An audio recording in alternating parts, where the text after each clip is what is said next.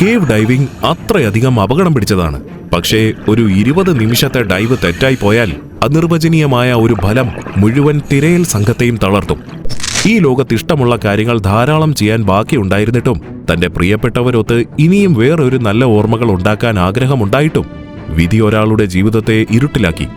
ഭക്ഷണവും ശുദ്ധജലവുമില്ലാതെ തന്റെ ജീവിതത്തിൽ വെളിച്ചം ഇനിയും വരുമെന്ന് പ്രതീക്ഷയോടെ ആഴ്ചകളോളം തള്ളി നീക്കി ഒടുവിൽ അയാൾക്ക് എന്തു പറ്റിയെന്നറിയണ്ടേ? സ്റ്റർക്ക് ഫൗണ്ടൈൻ കേവ് ട്രാജഡിയെ പറ്റിയാണ് ഇന്നത്തെ നമ്മുടെ വീഡിയോ. വർഷം 1984 സെപ്റ്റംബർ 29. നൂനോ, മാൽക്കോം, പീറ്റർ എന്ന 3 ഡൈവർമാർ സൗത്ത് ആഫ്രിക്കയിലുള്ള സ്റ്റർക്ക് ഫൗണ്ടൈൻ കേവിലെ വെള്ളം നിറഞ്ഞ സ്ഥലം പര്യവേക്ഷണം ചെയ്യാനായി വെള്ളത്തിലേക്ക് ഇറങ്ങുകയാണ്. ഈ കേവ് സിസ്റ്റത്തിൽ 2.3 മില്യൺ വർഷം പഴക്കമുള്ള സ്കെൽട്ടൻ ഉൾപ്പെടെ നിരവധി ആന്ത്രോപോളജിക്കൽ ഫൈൻഡിങ്സ് കണ്ടെത്തിയിട്ടുണ്ട്. അതുകൊണ്ടൊക്കെ തന്നെ ഇത് അത്യാവശ്യം ഫേമസ് ആയിരുന്നു. ഡ്രൈ കേവ് ഏരിയയാണ് കൂടുതലുമെങ്കിലും ഇതുവരെ മാപ്പ് ചെയ്തിട്ടില്ലാത്ത വെള്ളം നിറഞ്ഞ ഭാഗം പരിശോധിക്കാനായിരുന്നു നൂനോയ്ക്ക് കൂടുതൽ താല്പര്യം. അവിടെ നിന്നും ഇൻട്രസ്റ്റിംഗ് ആയ എന്തെങ്കിലും കണ്ടെത്താൻ കഴിയുമെന്ന് അയാൾ വിശ്വസിച്ചിരുന്നു. അതുകൊണ്ട് തന്നെ കഴിഞ്ഞ 2 മാസത്തോളമായി അതിലെ വെള്ളം നിറഞ്ഞ ഭാഗത്ത് തിരച്ചിൽ നടത്തി വരികയായിരുന്നു അയാൾ.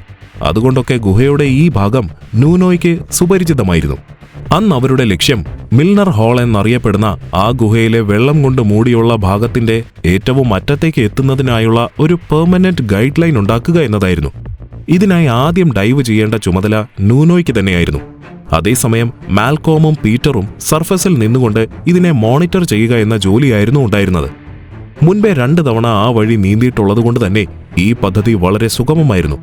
നൂനോ കൃത്യമായി തന്റെ കയ്യിൽ വഴി അറിയാനായി കൊണ്ടുപോയ കയറിന്റെ ഒരു ഭാഗവുമായി ഇടുങ്ങിയ ഒരു പാതയും കടന്ന് അറ്റത്തുള്ള ഒരു എയർ പോക്കറ്റിലേക്കെത്തി. ഏകദേശം 120 മീറ്ററോളം നീളമായിരുന്നു അവിടേക്കുള്ള ദൂരം. ആ കയർ അവിടെ ഫിക്സ് ചെയ്തതിനു ശേഷം അവർ 3 പേരും ഒന്നുകൂടി അവർ കണ്ടെത്തിയ ആ പുതിയ വഴിയിലൂടെ നീന്തി ആ എയർ പോക്കറ്റിലേക്കെത്തി. നിരവധി തവണ ആ വഴി നീന്തിയതുകൊണ്ടും പ്ലാൻ പ്രകാരം തന്നെ എല്ലാം നടന്നതുകൊണ്ടും എല്ലാവർക്കും അതിയായ സന്തോഷമുണ്ടായിരുന്നു. മാത്രമല്ല, കോടിക്കണക്കിന് വർഷങ്ങൾക്ക് ശേഷം ആ ഭാഗത്തേക്കെത്തിയ ആദ്യത്തെ മനുഷ്യർ അവരാണെന്ന ആവേശവും അവരിലുണ്ടായിരുന്നു. ആ ഇടുങ്ങിയ എയർ പോക്കറ്റിൽ അവർ പരസ്പരം കുറച്ചു നേരം സംസാരിച്ചു നിന്നു. എന്നാൽ അതായിരിക്കും അവരുടെ അവസാന സംസാരമെന്ന് ആ 3 പേരും അറിഞ്ഞിരുന്നില്ല. അങ്ങനെ തിരിച്ചു പോകാനുള്ള നേരമായി. പതിവ് പോലെ നൂനോ മുൻപിലും ബാക്കി 2 പേര് പിറകിലായും നേരത്തെ ഇട്ട കയറിനെ പിന്തുടർന്നുകൊണ്ട് പുറത്തേക്കുള്ള വഴി ലക്ഷ്യമാക്കി നീന്താൻ തുടങ്ങി. എന്നാൽ കുറച്ചുനേരം കഴിഞ്ഞപ്പോഴാണ് നൂനോയ്ക്ക് തന്റെ പിന്നിൽ നീന്തിക്കൊണ്ടിരുന്ന മാൽക്കോം ഒരു സിഗ്നൽ കൊടുത്തത്. പീറ്ററിനെ കാണുന്നില്ല എന്നതായിരുന്നു അത്.